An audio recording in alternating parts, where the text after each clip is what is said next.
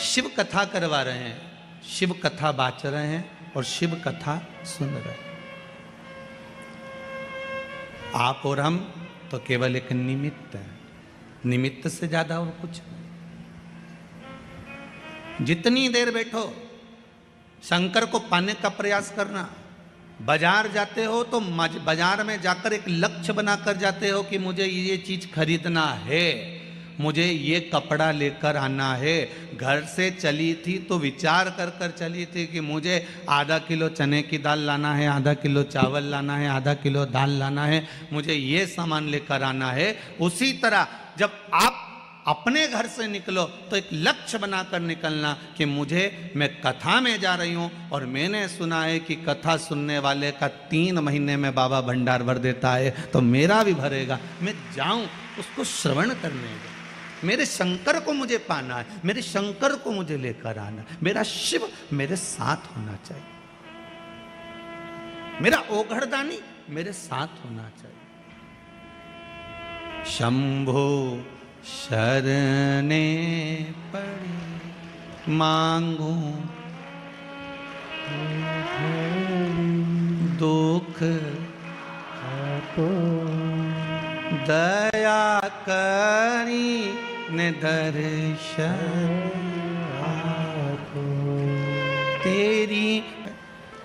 शिव बुलाया है आपको, बुलाया किसी ने नहीं, शंकर सुनाने वाला है। वो तो मेंदोला जी सीहोर पहुँचे और बाबा ने कृपा कर कर कथा दी है। शंकर ही लेने गए थे शंकर की कथा को, इसलिए हो रही है, बाबा करा रहा है। पर आपका प्रेम शिव के प्रति है, समर्पण शंकर के प्रति। अकेली पड़ गई मां हिल्या, विद्वान ब्राह्मणों को बुलवाया माता हिल्या ने, और विद्वान ब्राह्मणों को बुलाकर माता हिल्या ने एक प्रश्न किया है विद्वान ब्राह्मणों के सामने कि ब्राह्मण देवता, मैं आपके चरणों को नमन करती हूं, आज मेरे ससुर का 12वां दिन है।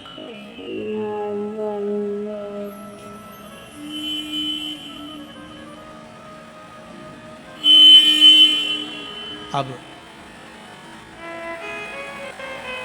राजघराने को मुझे संभालना पड़ेगा, पर मैं जानती हूं कि मैं इस काबिल नहीं हूं, मैं जानती हूं मैं इस काबिल नहीं।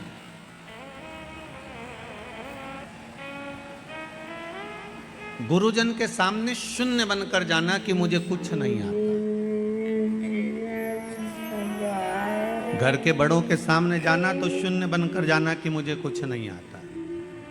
जो ज्यादा समझदार बनकर जाता है ना, सबसे ज्यादा काम उसी को संभालना पड़ता है। घर में 2 तरह की बहू होती है, एक समझदार एक पगली। आप उसमें से कौन सी हो हमको नहीं मालूम, पर कल कथा में हमने कहा था कि जितने भी बैठे हैं सब पागल ही हैं, तो पगली बहू हो गए। 2 तरह की बहू होती है घर में, एक समझदार एक पगली। जो समझदार बहू होती है ना, घर में शादी आती है तो सारा काम वो संभालती है। मम्मी जी ने रोटी खाई कि नहीं खाई, मामा जी आया कि नहीं आया, काका जी ने भोजन करा कि नहीं करा, अभी तक खोपा जी तो आए ही नहीं। बेचारी काम में लगी रही और उधर बैंड बाजा बजता रहा, लोग माता पूजने चले गए और ये घर में ताला कुची लगाती रह गई। बेचारी काम करते करते चाबी लेके दौड़ी, फिर याद आया कि पूजन में माता जी की चुनरी तो घर में ही रह गई, फिर भागी, फिर चुनरी लेके आई। जो समझदार थी ना, इसलिए बार बार इसको जाना पड़ रहा, समझदार थी ना, इसलिए बार बार काम करना पड़ रहा। और एक घर में बहू ऐसी होती है जिसमें अकल नहीं होती। लोग कहते हैं हमारी छोटी बहू में तो बिल्कुल अकल नहीं, ये तो पगली है। जो पगली है वो माता पूजन में सज धज के खजूर वाली चोटी बना के नाचे कूदे, एंजॉय करे। सबसे ज्यादा एंजॉय वो ही करती है जो पगली होती है।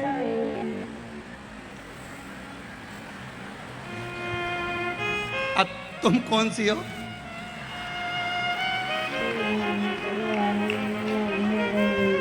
जो ज्यादा समझदार होता है उसको सारा काम करना पड़ता है, और जो पगली होती है सबसे पहले, जो समझदार बहू बेचारी काम में लगी रहे, मेहंदी लगाने तक की फुर्सत नहीं, और जो पगली वो सबसे पहले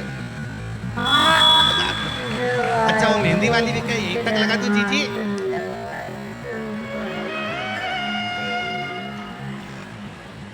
पगली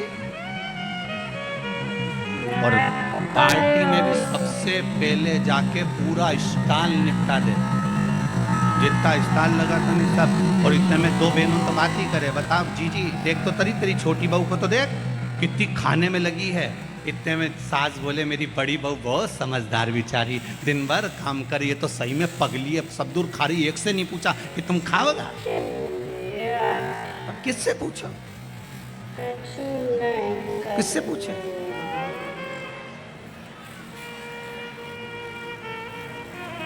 श्रीमद् भागवत कथा में लिखा है जड़ भरत का चरित्र।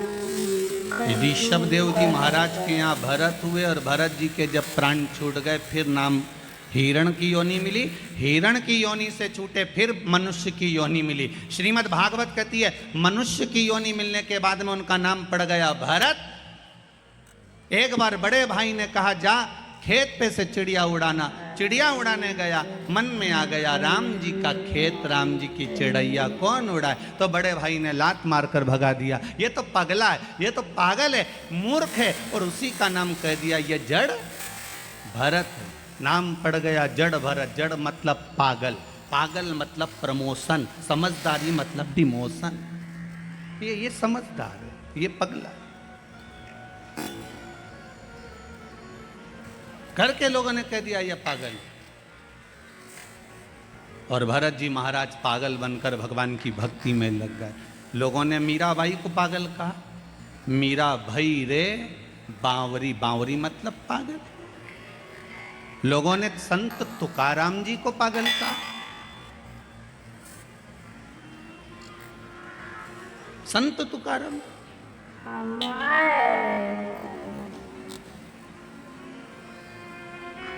संत नामदेव जी को लोगों ने पागल कहा, रामकृष्ण परमहंस जी को लोगों ने पागल कहा। रामकृष्ण परमहंस जी तो प्रवचन देने बैठते थे और प्रवचन देते देते रामकृष्ण परमहंस जी प्रवचन देते देते देते देते देते याद आ जाती थी कि भजिया खाने जाना है, तो हजारों पब्लिक को छोड़कर घर में चले जाते और भजिया खा के आ जाते। स्वामी विवेकानंद जी ने पांव पड़कर कहा गुरुदेव इतने लोग तुम्हें सुनने के लिए बैठे हैं, भजिया तो तुम बाद में भी खा सकते थे, ऐसी क्या जरूरत थी कि कथा छोड़कर तुम भजिया खाने गए। तो रामकृष्ण परमहंस जी ने कहा स्वामी विवेकानंद जिस दिन मैं भजिया नहीं खाऊं उस दिन समझ लेना कि मैं निपट गया। तो रामकृष्ण परमहंस जी से स्वामी विवेकानंद ने कहा आपकी भजिए में इतनी आसक्ति है, भजिया इतना पसंद है आपको? तो रामकृष्ण परमहंस जी ने कहा भजिया पसंद नहीं है, प्रवचन करते करते करते करते मेरा मन माँ जगत जननी जगदम्बा में समा जाता है, उस मन को लाने के लिए मुझे भजिया याद करना पड़ता है, इसलिए पृथ्वी पर जीवित बना रहता हूँ। ये संत हैं, लोगों ने इनको पागल कर, रामकृष्ण परमहंस जी को लोगों ने पागल कर दिया, संत तुकाराम जी को लोगों ने पागल कहा, नामदेव जी को लोगों ने पागल कहा। नामदेव जी के घर में लग गई आग, नामदेव जी ने दूसरा भी दरवाजा खोल दिया, अग्नि देवता से कहा इसमें भी घुस जा, जा आग लगा दो, कुर्सी रखी इसमें भी जला दो। गांव के लोग तो पानी डाल रहे और नामदेव जी आग लगा रहे। गांव के लोगों ने कहा नामदेव जी हमने तुम्हारे लिए गादी, तो कम्बल, एक तकिया बचा लिया, ठंड का समय है, रात को सोओगे कैसे? नामदेव जी ने कहा कहाँ है? तो क्या ये रिया? गांव के लोगों से लेकर नामदेव जी ने कहा लो अग्नि देवता तुम ही सो लो, और अग्नि देवता को दे दिया वो कम्बल गद्दा भी। गांव के लोगों ने कहा ये तो पगला है, बताओ इसके लिए बचा के रखा था, इसने और आग लगा दिया। गांव के सरपंच ने कहा आज रात्रि को नामदेव को कोई कम्बल मत देना, कोई गादी मत देना, इसको ठंड में कांपने दो, पड़े रहने दो इसको।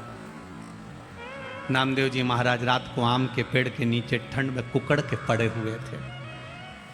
इतने में भगवान को लगा कि मेरे नामदेव ने अग्नि में भी मेरा दर्शन करा है, मेरे नामदेव ने अग्नि में भी मुझे देखा है। तो तुरंत मेरे नारायण रात्रि को आए, नामदेव को गादी तकिया लगाकर मखमल के गादी पर तकिए पे सुलाकर चले गए और पूरे सुंदर झोपड़े का निर्माण कर दिया, सुंदर निर्माण कर दिया, बहुत सुंदर भवन का निर्माण करा। रात्रि के बाद में सुबह सुबह गांव के लोगों ने विचार करा जरा कि नामदेव की हालत क्या है, जिंदा है कि मर गया। जाके देखा तो नामदेव तो मखमल के गादी तकिया पे सो रहा है। सुंदर झोपड़ी बनी, इतनी सुंदर कि किसी ने देखी नहीं थी, इतनी सुंदर बनी। सारे गांव के लोगों ने कहा, नामदेव जी तुम्हारी ये झोपड़ी किसने बनाई? नामदेव जी बोले, पता नहीं, परंतु हमारा कोई रिश्तेदार आया होगा। सारे गांव के लोग बोले, नामदेव जी हाथ जोड़ के निवेदन है, एक आध मकान ऐसा हमारा भी बनवा दो। नामदेव जी ने कहा, लगाओ आग। अपना अपना घर में आग तो लगा, अभी बन के तैयार। तुम आग लगाओ,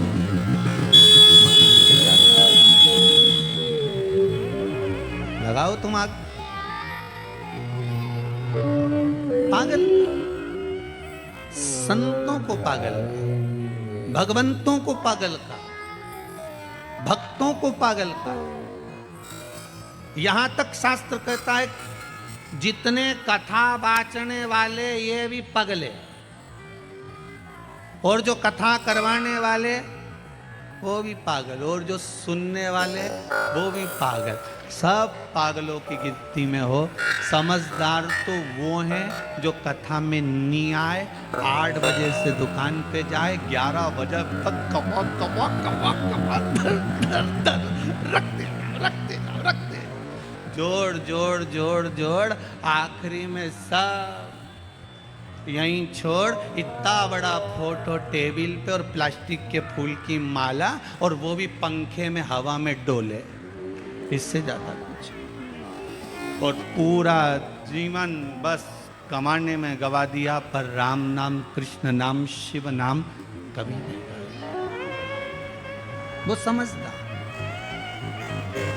और हमें भगवान भोलेनाथ जी से कहते हैं ना, हमको समझदार मत बना, हमें समझदार मत बना, हमें तो आपकी भक्ति और मोक्ष नहीं।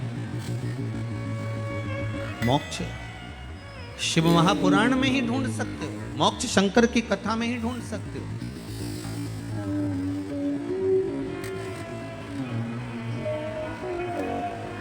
और मोक्ष ढूंढना है तो शंकर की शरणों में, शंकर के चरणों में जाकर, शंकर भगवान के चरणारविंद में पहुंचकर मोक्ष की प्राप्ति आप कर सकते हैं शिव के चरण। इसीलिए भगवान देव अधिदेव महादेव की प्रार्थना, देव अधिदेव महादेव से निवेदन, देव अधिदेव महादेव से विनती, ये सुख देने वाली।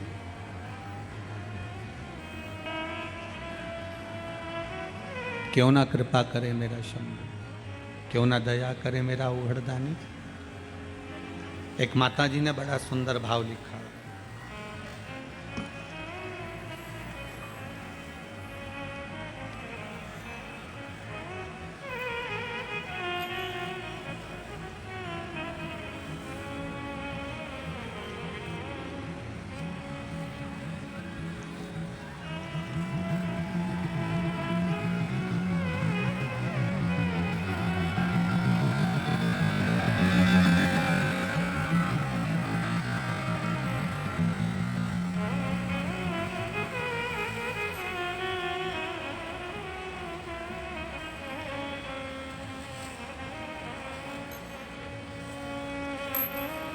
दुनिया के लोग जरा सी बात से आपको छोड़ देते हैं।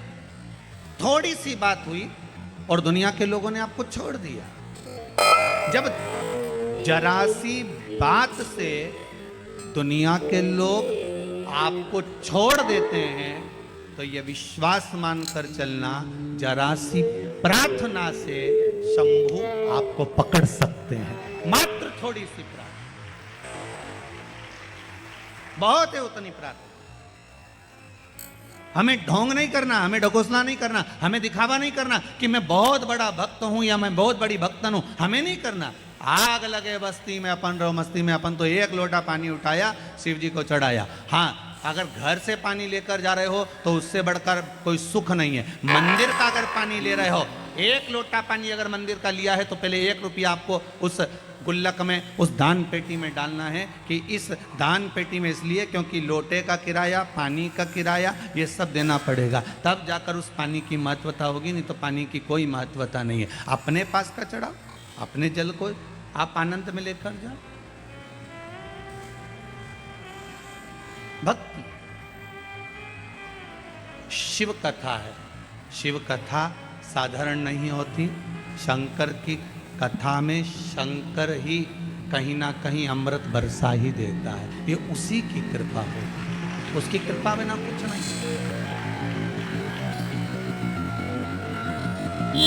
जहाँ शिव है वहाँ गंगा है, जहाँ गंगा है वहाँ शिव। शिव उपासना भगवान की अविरल भक्ति। महाराज शिव महापुराण की कथा कर रही है। माँ